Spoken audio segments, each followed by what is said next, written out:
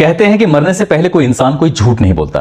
दरअसल जब किसी इंसान को इस बात का एहसास हो जाए कि वो मरने वाला है तो उसके मुंह से निकला हुआ एक एक शब्द की बड़ी कीमत होती है, खासकर तब जब मजिस्ट्रेट के सामने किसी का बयान हो रहे हो। उन बयानों को जब कोर्ट में पेश किया जाता है तो जज भी उन बयानों को बड़ा गंभीरता से लेकर आरोपी को सजा सुनाता है। दरअसल आज की कहानी जो मैं आपको सुनाने जा रहा हूं, इस कहानी में कुछ ऐसा ही होता है, लेकिन जो बयान दिए गए थे वो जज के या कोर्ट के सामने या मजिस्ट्रेट के सामने नहीं दिए गए थे, बल्कि वो अपनी भाभी से कुछ ऐसा सच बता के जाती है जिस सच को सुनने के बाद उसकी भाभी के पैरों तले जमीन खिसक जाती है। दरअसल एक लड़की ने 7 जन्मों तक जीने मरने की अपने पति के साथ कस्में खाई थी, लेकिन वो अपने पति के साथ महज 7 दिन तक ही जिंदा रहती है। लेकिन 7 दिन उसने एक एक पल को कितनी मुश्किल से जिया होगा, शायद आपको इस बात का अंदाजा भी नहीं होगा। दरअसल उस लड़की ने जो हुआ था उसके साथ वो वाकई बहुत भयानक होता है। इस कहानी को सुनने के बाद शायद आपको भी ऐसा लगेगा कि कोई पढ़ा लिखा इंसान ऐसा कदम नहीं उठा सकता, जबकि जो व्यक्ति जो कदम उठाता है वो पेशे से इंजीनियर होता है। आदाब, नमस्कार, सत श्री अकाल। मैं उस्मान सैफी। आज की जो सच्ची घटना मैं आपको सुनाने जा रहा हूं, ये सच्ची घटना है उत्तर प्रदेश का एक जिला है हमीरपुर। हमीरपुर का ही एक कॉलोनी लगती है, PWD कॉलोनी। बात कर रहा हूं 3 फरवरी 2024 की शाम की। यहां से लगभग 82 किलोमीटर दूर एक जिला है जालौन, उसी का ही एक इलाका लगता है उरई। उरई के रहने वाले विजय ओमेरे, उनकी बारात गई थी इसी हमीरपुर सदर कोतवाली क्षेत्र में। और जब बारात जाती है तो बारात में घर के लोग भी, बाराती लोग भी और परिवार रिश्तेदार सभी लोग शामिल होते हैं। बड़ी धूमधाम से शादी समारोह होता है। रात में जब फेरे हो रहे थे तो पंडित जी अपने जो भी फेरे की औपचारिकताएं हो रही थी, तभी दूल्हा और दुल्हन को वो कस्में भी खिलाते हैं, 7 जीने की और 7 मरने की, वो भी 7 जन्मों तक। सब कुछ ठीक ठाक होता है। अगला दिन निकलता है यानी कि 4 फरवरी 2024 और दुल्हन को खुशी खुशी विदा कर दिया जाता है। और जब ये दुल्हन विदा हो रही थी तब लोगों में बड़ी खुशी की लहर भी थी, क्योंकि सब कुछ जो किया था उस लड़की के भाई ने किया था। भाई की वो ऐसी बहन थी इकलौती, क्योंकि माता और पिता पहले ही मर चुके थे। बहन को बड़े नाजों से पाला गया था, लेकिन उसकी उम्र लगभग 35 साल के आसपास हो चुकी थी। जब बहन विदा होती है तो काफी बिलाप भी होता है और खुशियां भी मनाई जाती है, क्योंकि उसे तो दुल्हन ससुराल जाना ही था। अब लड़की जब ससुराल जाके विदा हो जाती है, पहुंच जाती है, तो वहां जाने के बाद उसकी जो शादी की पहली यानी कि सुहागरात की पहली जो रात होती है, वो रात उतनी भयानक हो जाएगी, उस लड़की ने इस बात की कभी कल्पना नहीं की थी। दरअसल बताते हैं कि जो दूल्हा होता है वो सॉफ्टवेयर इंजीनियर होता है। उसकी भी उम्र लगभग 35 साल के आसपास होती है। शायद स्ट्रेस की वजह से या उसे खुद पर भरोसा नहीं था, तभी अपने दोस्तों से कुछ ऐसा मशवरा लेता है जो शायद उसे नहीं लेना चाहिए था। दोस्तों से बातचीत करता है, बातचीत करने के बाद सीधा अपनी बीवी के पास जाता है और कुछ खा लेता है। बताते हैं ऐसा दावा किया जा रहा है कि जैसे शक्तिवर्धक उसने गोलियां खाई, और गोली खाने के बाद वो अपनी पत्नी के पास जाता है और उसके साथ सुहागरात मनाने की कोशिश कर रहा था। लेकिन पूरी रात निकल जाती है, वो अपनी पत्नी के साथ कुछ इतना गंदा, इतना घिनौना कृत्य करता है जैसे कि कोई हवस का पुजारी होता है और वो किसी लड़की या किसी महिला के साथ बलात्कार करता है। पूरी रात वो अपनी बीवी के साथ कभी प्राकृतिक कभी अप्राकृतिक यौन संबंध बनाता है। और जब उसकी पत्नी ने विरोध किया कि ये सब क्या कर रहे हो, तो उसने अपनी पत्नी को पहली ही रात में उस दरिंदे ने उसको पीटा भी, डांटा भी, मारा भी। लेकिन वो अपनी जब तक उसकी हसरत पूरी नहीं हो रही थी तब तक वो उसके साथ ऐसे ही गंदा और घिनौना कृत्य करता चला जाता है। पहली रात थी, वो उसकी पत्नी विरोध भी नहीं कर पाई। पत्नी के नाम दरअसल आरती ओमेरे होता है। आरती ओमेरे इस बात पर विरोध नहीं कर पाई कि क्योंकि पहला दिन है, ससुराल में कुछ कहेगी तो शायद किसी को बुरा भी लग सकता है। और कहते हैं कि ये तो सब एक प्रक्रियाएं होती हैं, उस प्रक्रियाओं से गुजरना ही पड़ता है।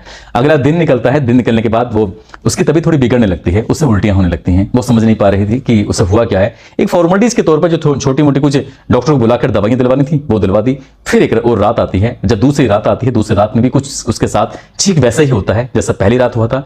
दूसरी रात में शक्तिवर्धक गोलियों का प्रयोग किया गया और उसके बाद फिर उसके साथ वही शारीरिक संबंध बनाए गए। उसने विरोध भी किया, लेकिन विरोध उसका कुछ काम नहीं आ रहा था और उसके साथ जैसे घिनौना गंदा कृत्य हुआ, प्राकृतिक अप्राकृतिक उसके साथ यौन संबंध बनाए गए और उसको बहुत बुरी तरह से प्रताड़ित भी किया गया। दूसरी रात भी उसकी हालत बिगड़ने लगती है, वो परेशान होने लगती है। ससुराल में वो उसका दूसरा दिन था, इसलिए अपनी जिंदगी से जुड़ा हुआ जो सच उसके सामने हो रहा था, पहली रात दूसरी रात को समझ नहीं पा रही थी किससे करे क्या ना करे।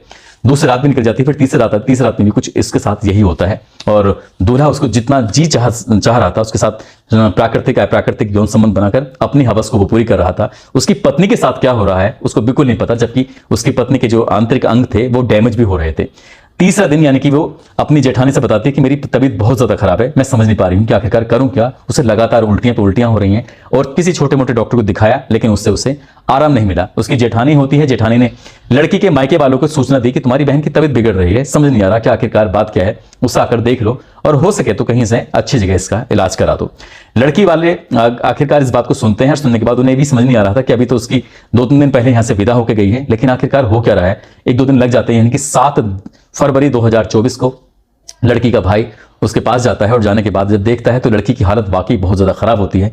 लड़का समझ से परे था, इसलिए उसे अपनी बहन को यहां से लेकर सीधा कानपुर जाता है। कानपुर के ही एक प्राइवेट नर्सिंग होम में अपनी बहन को एडमिट करा देता है। जब बहन का इलाज चल रहा था तब भाभी उसे पूछ बैठती है कि आखिरकार बेटा क्या बात है, तुम इतनी परेशान क्यों हो, तुम्हारी तबीयत इतनी खराब क्यों हुई है, क्या वजह है। तब वो अपनी भाभी को पूरी कहानी बयां करती है कि उसका जो पति है उसके साथ जो शायद एक संबंध बना रहा था, उसने शायद कुछ ऐसी गोलियों का प्रयोग किया जिससे क्या उसकी तबीयत लगातार बिगड़ती चली गई और उसने उसके साथ प्राकृतिक अप्राकृतिक हर तरह से उसके साथ संबंध बनाए। डॉक्टर ने इलाज तो शुरू कर दिया था 8 फरवरी 2024 को, और इलाज जब शुरू होता है तो जैसे जैसे वक्त आगे बढ़ रहा था वैसे वैसे उस लड़की की हालत ज्यादा बिगड़ती चली जा रही थी। वो समझ नहीं पा रही थी कि आखिरकार हो क्या रहा है, डॉक्टर भी नहीं समझ पा रहे थे कि आखिरकार इसके साथ हो क्या रहा है। तभी एक डॉक्टर ने भी उसके साथ रहती है और डॉक्टर ने भी समझने की कोशिश कर रही थी। 10 फरवरी 2024 की दोपहर लगभग 3:30 के आसपास इस दुल्हन ने हमेशा हमेशा के लिए दम तोड़ दिया और वो मर जाती है। जब मरती है तो घर में रो रो कर लोगों का बुरा हाल हो जाता है। फिर मीडिया वालों के पास तक ये बात जब पहुंचती है तो मीडिया वालों ने उस डॉक्टरनी से बातचीत करने की कोशिश की कि आखिरकार इसके साथ हुआ क्या था। तब डॉक्टरनी ने भी दबी जुबान में अपना नाम ना छापने की शर्त पर यह बताया कि इस लड़की के साथ कुछ ऐसा हुआ है जैसे कई लोगों ने मिलकर इसका सामूहिक बलात्कार किया हो, सामूहिक गैंगरेप किया हो, और इसे इतनी प्रताड़ना दी गई है जिसकी वजह से इसके जो शरीर के आंतरिक अंग थे वो भी डैमेज हो चुके हैं। इसका पोस्टमार्टम भी कराया जाता है और जब ये शव इसका अंतिम संस्कार के लिए पहुंचता है तो परिवार वालों का, गांव वालों का, उस मोहल्ले वालों का रो रो कर बुरा हाल हो जाता है। लोग सोचने पर मजबूर हो जाते हैं। जब भाभी के सामने एक मीडिया कर्मी ने अपना कैमरा लगाया, उससे पूछा कि क्या बात है, क्या आप बता सकते हैं। तब उसने बताया कि उसके पति ने कुछ शक्तिवर्धक गोलियां खाने के बाद उसके साथ शारीरिक संबंध बनाए थे, जिसकी वजह से उसकी ननद की हालत बिगड़ती चली गई और वो वक्त पर उसका इलाज करा देते तो शायद वो जिंदा होती। उसके साथ ऐसा कुछ नहीं होता।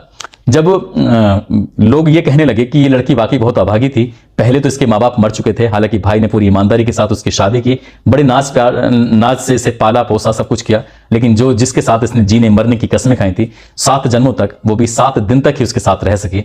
और जो भी हुआ है वो वाकई बहुत भयानक होता है। इस घटना के बाद लोगों को यकीन नहीं हो रहा था कि एक दूल्हा अपनी दुल्हन के साथ आखिरकार ऐसा कदम कैसे उठा सकता है। हैरान करने वाली बात तो ये भी है, जब मीडिया में ये खबर प्रकाशित होती है उससे ही पता चलता है कि पता नहीं ऐसे कौन से दोस्त होंगे, किस प्रवृत्ति के दोस्त होंगे जिन्होंने ये सलाह मशवरा दी कि वो शक्तिवर्धक कैप्सूल या गोलियां खाकर अपनी पत्नी के साथ सुहागरात मनाए। हैरान करने वाली बात है, वो पढ़ा लिखा इंसान वो ऐसा कैसे कदम उठा सकता है। यदि उसे कुछ दिक्कत थी, कुछ गड़बड़ थी तो किसी डॉक्टर की सलाह मशवरा ले सकता था, लेकिन ऐसे उदंडी टाइप के दोस्तों के पास जाने के पता नहीं उसे क्या जरूरत थी। जो भी होता है बहुत गलत होता है। लेकिन मीडिया में यह भी बात प्रकाशित हो रही थी, दूल्हा ये दावा कर रहा है कि उसकी दुल्हन पहले से ही बीमार थी और बीमार लड़की की उससे शादी कर दी गई, इसलिए उसकी लगातार तबीयत बिगड़ती चली जाती है। उस पर तो बेवजह के फिजूल के इल्जाम लग रहे हैं। अब कौन सच्चा है कौन झूठा है, हालांकि लड़की के भाई ने एसपी को तहरीर दी है। तहरीर देने के बाद इस मामले की जांच कराकर उचित कदम उठाने की बात कही है। अब आगे क्या होगा ये तो खैर जांच के बाद ही स्पष्ट हो सकेगा, लेकिन मीडिया में जिस तरह की खबर आई है वो वाकई अपने आप में हैरान करने वाली है, परेशान करने वाली है। दोस्तों, इस पूरे घटनाक्रम को सुनाने का उद्देश्य किसी को परेशान करना नहीं है, किसी का दिल दुखाना नहीं है, बल्कि आपको जागरूक करना है, आपको सचेत करना है, आपको बताना है कि जिसके साथ 7 जन्मों तक जीने मरने की कसमें खाई थी, कम से कम उसके साथ तो इस तरह की गंदी हरकत करनी नहीं चाहिए थी। उसी के साथ किसी के साथ भी सोचने भी मतलब पाप है, जिस तरह का उसने ये हरकत की है। कम से कम ऐसे कदम नहीं उठाना चाहिए। और जो भी हुआ है वो बाकी बहुत भयानक हुआ है, बहुत गलत हुआ है। जाते जाते मुरादाबाद के रहने वाले तैयबा हैं, कुशीनगर के रहने वाले कृष्णा कुशवाहा हैं, सूरत के रहने वाले सलमा मोहसिन, इनकी आज जन्मदिन है, को जन्मदिन की ढेरों सारी शुभकामनाएं, बहुत बहुत मुबारकबाद। साथ ही औरैया के रहने वाले हैं राजेश बघेल और उनकी पत्नी है गीता बघेल।